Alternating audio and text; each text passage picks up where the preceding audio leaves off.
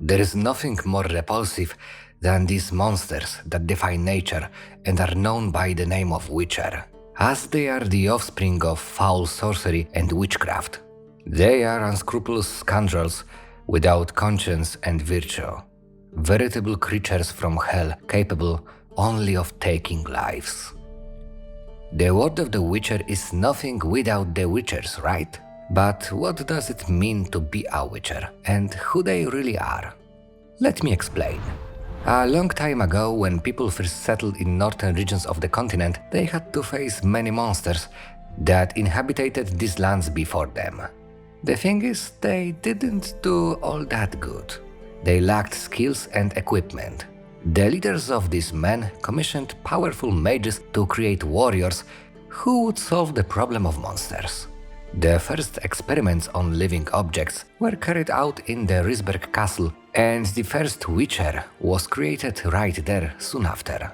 The recruits were mostly little boys, often abandoned by their parents. The rule was boys only, as women's genetics were undesirable for such experiments. Unfortunately, the created killing machines had limited magical abilities, which was considered by many a failed experiment.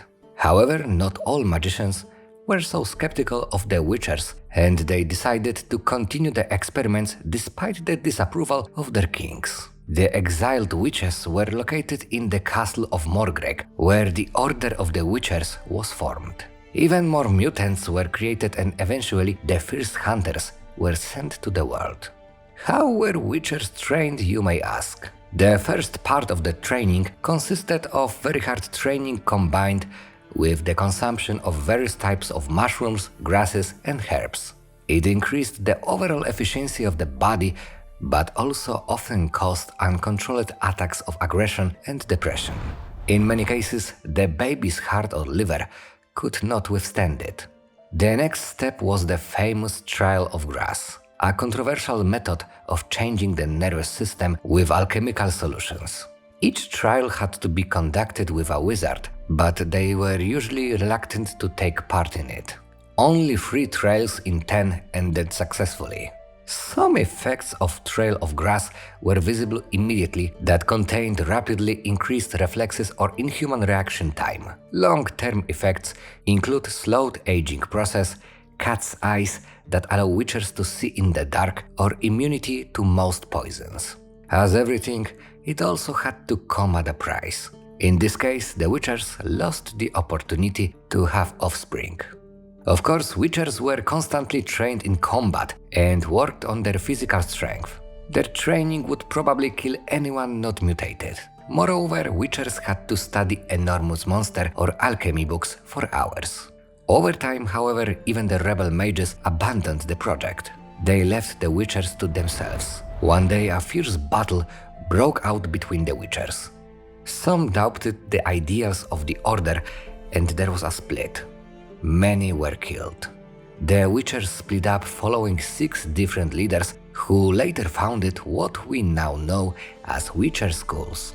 Each school trained its recruits differently, but pupils of different schools were like brothers whenever they met on the trail. Witchers were very efficient and effective. Actually, they were too good. By the year 1160, monsters became rare. This, combined with religious propaganda and mistrust from kings, turned witchers into monsters in the eyes of the common folk.